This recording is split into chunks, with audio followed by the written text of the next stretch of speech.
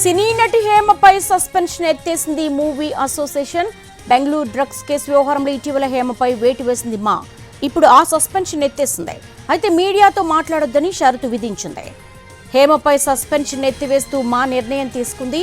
గతంలో Bengaluru drugs case వ్యవహారంలో హేమపై movie artist association వేటు వేసింది. ఇటీవల బెంగళూరు డ్రగ్స్ కేసు వ్యవహారానికి సంబంధించి ఆమె పట్టుబడడంతో దీనికి సంబంధించి కూడా అసోసియేషన్ నిర్ణయం తీసుకుంది. అయితే ఇప్పుడు ఆ సస్పెన్షన్ ఎత్తివేసింది. అయితే ఒక షరతును విధించింది, మీడియాతో మాట్లాడొద్దు అని.